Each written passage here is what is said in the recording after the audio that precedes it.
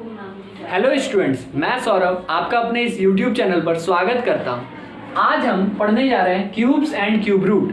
ठीक है, ये क्लास 8 का चैप्टर है, ये फर्स्ट वीडियो है। ठीक है, आज हम सबसे पहले जानेंगे क्यूब के बारे में कि क्यूब क्या होता है। तो सबसे पहले हम जानते हैं क्यूब ऑफ एक्स। अगर हमको किसी भी चीज़ का बोला गया क्यूब तो वो क्या होता है, उससे हम क्या समझ सकते हैं वो हम जानते हैं। क्यूब ऑफ एक्स कहने का मतलब x का पावर क्या है, 3 है। तो x का पावर 3 है मतलब कि हम x को 3 टाइम्स मल्टीप्लाई करेंगे x से ही। ठीक है, तो x into x into x. अब अगर 2 का क्यूब होगा तो क्या करेंगे, वही same case 2 into two into two, तो 2 2 4 2 8, यहाँ 8 आ गया। अब -2 का क्यूब होगा तो क्या करेंगे हम उसी तरह -2 इंटू टू इंटू टू, तो 8 आ गया, और फिर माइनस माइनस प्लस और प्लस माइनस माइनस। क्लियर हो गया क्यूब क्या था। अब हम जानते हैं परफेक्ट क्यूब क्या होता है। परफेक्ट क्यूब क्या होता है, तो यहाँ लिखा हुआ है it is cube of any natural number. ये किसी नेचुरल नंबर का क्यूब होता है। तो इस चीज को हम समझते हैं, क्या बोला गया, 1 का क्यूब 1 है, 2 का क्यूब 8 है, 3 का क्यूब 27 है, इसी तरह आगे लिखा हुआ। तो इसमें क्या बोला गया था कि किसी भी नेचुरल नंबर का जो क्यूब होता है, तो ये सब नेचुरल नंबर था और इसका क्यूब ये सारा था। ठीक है, ये सारा जो था ये एक क्यूब था। तो यही जो होता है यही होता है आपका परफेक्ट क्यूब। जैसे कि यहाँ पे बताया गया 1 8 27 64 125 आर परफेक्ट क्यूब। ये सारा चीज क्या है, यही सारा चीज है परफेक्ट क्यूब। ठीक है, आइए अब हम इस पे आगे बात करते हैं। अब हम लोग पहला क्वेश्चन बनाएंगे। ठीक है, इवेल्युएट करना हमको क्या दिया हुआ, 60 का क्यूब है ना, 60 का क्यूब। इसको हम इवेल्युएट कर सकते हैं किस तरह, 60 को हम 3 टाइम्स मल्टीप्लाई करेंगे और क्या है ना, तो क्या हो जाएगा 60 इंटू 60 इंटू 60 मल्टीप्लाई करेंगे तो क्या हो जाएगा 6 6 36 36 इंटू 6 से क्या होता है 216। 1 0 2 0 3 0, यहाँ 3 0 आ गए, 1 2 3। आपको अगर प्रॉब्लम हो तो आप मल्टीप्लाई करके देख लो, यही आएगा। ठीक है, अब दूसरा क्या दिया होता है 4/7 का क्यूब, मतलब कि हम 4/7 को भी 3 टाइम्स मल्टीप्लाई करेंगे, 4/7 इंटू 4/7 इंटू 4/7। ठीक है, अब आप जब इसको मल्टीप्लाई करोगे तो क्या आ जाएगा 4 4 जा 16, 16 4 जा 64 बाई 7 7 जा 49, 49 7 जा 9 7 जा 60, 243। ठीक है, ये आपका इवेल्युएट करने ये समझ आया है ना।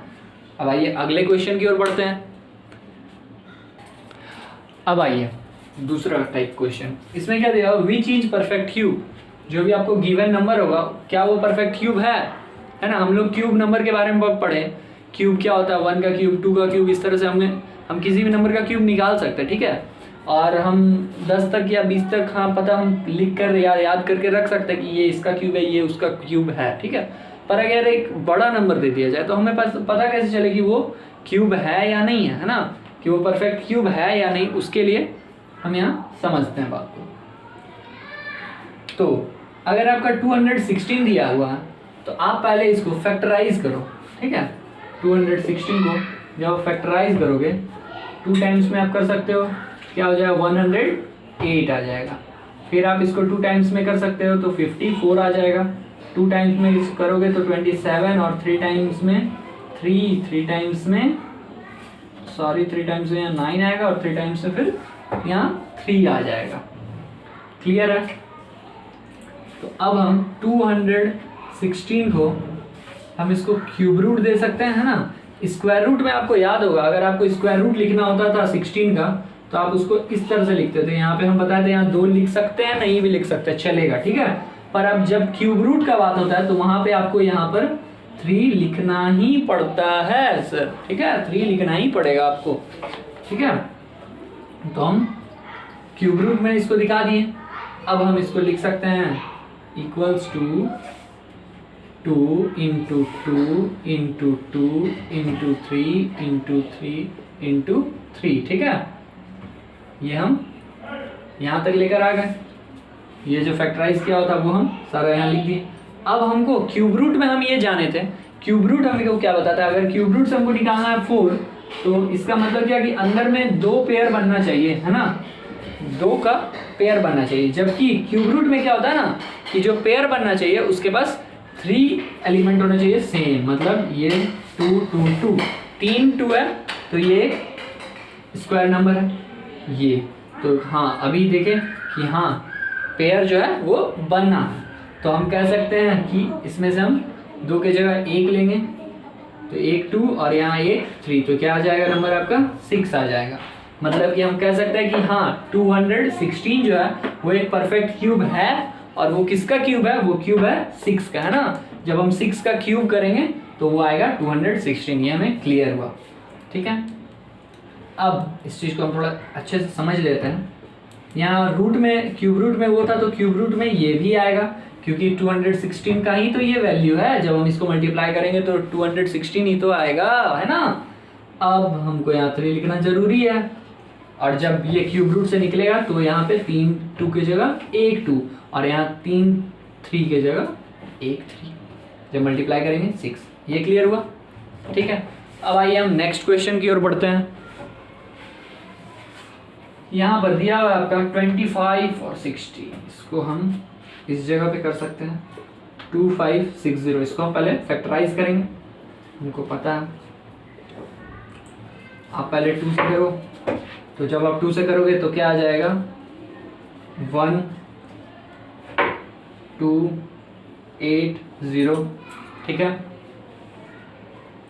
अब आप इसको 2 से करोगे तो क्या आ जाएगा 6 4 0, ठीक है। अब आप फिर इसको 2 से करो, क्या आ जाएगा 3 2 0। अब आप इसको 2 से करो तो क्या आ जाएगा 1 6 0। फिर आप 2 से करो तो 80, 2 से करो तो 40, ठीक है। और हम 40 को यहाँ कर सकते हैं। 40 को अब आप 2 से करो 20, 2 से करो तो 10, 2 से करो तो यहाँ 5। हम देख लिए एक लंबा चौड़ा सा फैक्टराइजेशन इसका आ गया। हम 2 गिन लेते हैं, 1 2 3 4 5 6 7 8 9, एक 9 जो है वो 2 है ना। तो हम इस नंबर को पहले तो हम क्यूब रूट के फॉर्म में लिखेंगे, है ना। यहाँ पे 3 तो सही अस्तित्व हम दिए उसको। अब उसको हम किसके इक्वल लिख सकते हैं, क्यूब रूट 1 2 3 4 5 6 7 8 9, 9 पीस यहाँ पे 2 होना चाहिए। 1 2 3 4 5 6 7 8 9, 1 2 3 4 5 6 7 8 9, ठीक है। और एक यहाँ पे बचा हुआ है 5, ठीक है। अब हम यहाँ क्या देख रहे हैं कि ये तो पेयर जब हम करते हैं तो ये यहाँ तक तो पेयर बना, पर यहाँ 5 जो था वो एक अकेला 5 बस बच गया। तो ये तो एक परफेक्ट क्यूब है नहीं, है ना। ये एक परफेक्ट क्यूब नहीं है, ठीक है।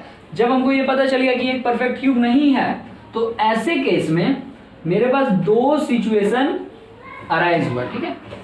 क्या क्या सिचुएशन है मेरे पास कि आप इस परफेक्ट क्यूब, ये जो नंबर है ये परफेक्ट क्यूब नहीं है, चलो माना ये परफेक्ट क्यूब नहीं है, पर आप इसको परफेक्ट क्यूब बनाकर दिखाओ, है ना। परफेक्ट क्यूब आप इसको बनाओ, तो हम कैसे बना सकते हैं परफेक्ट क्यूब उसको, तो 2 तरीकों से, ठीक है।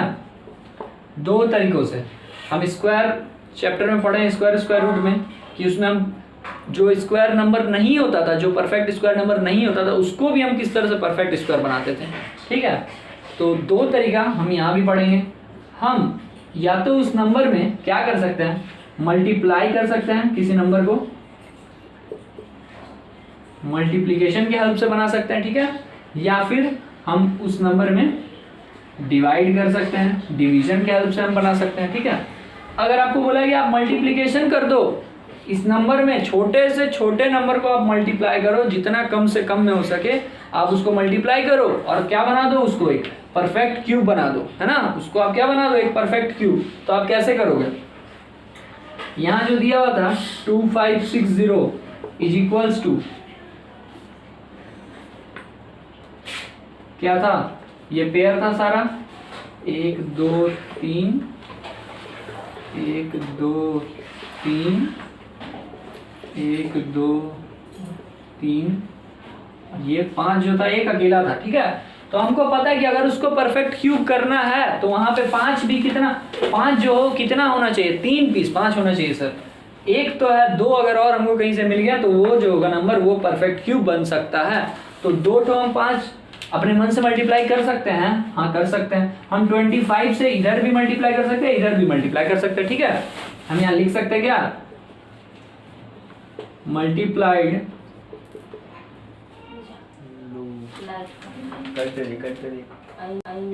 तो हम लोग यहाँ पर क्या लिख सकते हैं, वी मल्टीप्लाइड बाई 25। हम क्या करेंगे, 25 से मल्टीप्लाई करेंगे, तो यहाँ लिख सकते हैं वी मल्टीप्लाइड बाई 25, ठीक है।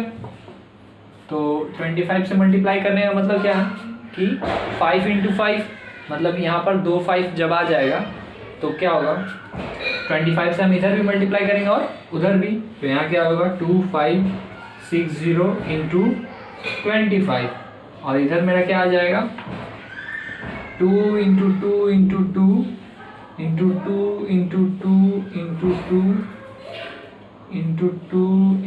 2 × 2 × 5 × 5 × 5। अब हम जब पेयरिंग देखेंगे, एक ये, ठीक है, और ये 5 हमारा क्वेश्चन का था, और हम 25 से मल्टीप्लाई किए, और क्योंकि 25 को हम 5 × 5 लिख सकते हैं, इसलिए हम उसको इस तरह से लिख दिया, तो ये 5 का भी पेयर बैठ गया।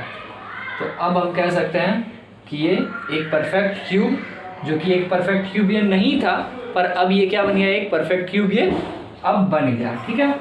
तो हम इसको परफेक्ट क्यूब के रूप में लिख सकते हैं 2 × 2 × 2 × 5, जो कि कितना हो जाएगा, 5 2 = 10, 20 और ये 40, ठीक है। ये एक ऐसा नंबर का क्यूब बन गया जिसका कि क्यूब रूट क्या होगा, 40 होगा, ठीक है। ये हम निकालें मल्टीप्लिकेशन के हेल्प से, ठीक है। यहाँ पर हम मल्टीप्लाई कर दिए। अब आइए हम जानते हैं डिवाइड करके, ठीक है, कि कौन से नंबर से हम किस तरह से डिवाइड करके भी उसको एक परफेक्ट क्यूब बना सकते हैं। अब सेकेंड में हम मल्टीप्लाई पे हम बात कर चुके थे, अब डिवाइड पे, कि हम उस नंबर को हम किस नंबर से डिवाइड करें कि वो एक परफेक्ट क्यूब बन जाए। तो यहाँ हम देखें कि 2 का पेयर है, ये 2 का भी पेयर है, इसका भी पेयर, पर यहाँ पर एक 5 जो था वो बस अकेला बच रहा था। तो हम क्या कर सकते हैं कि डिवाइड कर सकते हैं एक ऐसे नंबर से जिससे कि वो एक परफेक्ट क्यूब बन जाए। तो हाँ, एक यहाँ पर 5 एक्स्ट्रा था, तो हम 5 से ही डिवाइड कर देंगे, तो वो क्या नंबर बन जाएगा, वो बन जाएगा 2560 by 5 is equals to 2 × 2 × 2 2 × 2 × 2 to 2 × 2 × 2 × 5 divided by 5, ठीक है। तो हम इस 5 को इस 5 से कट कर सकते हैं, ठीक है। तो यहाँ पर मेरा जो आया ये एक पेयर बना हुआ है, ये है ना, 3 पेयर हमको मिल गया, 2 × 2 × 2, मतलब ये कौन से नंबर का होगा, 2 2 = 4 2 = 8। ये जो क्यूब रूट निकला वो किसका निकला है, 8 का। ये नंबर कौन सा नंबर होगा, 8 का क्यूब होगा, ठीक है। ये हम डिवाइड के हेल्प से बात किए, ठीक है। अब इसी के साथ ये वीडियो समाप्त होता है। अगले वीडियो में हम इसके बारे में और आगे जानेंगे, ठीक है। धन्यवाद।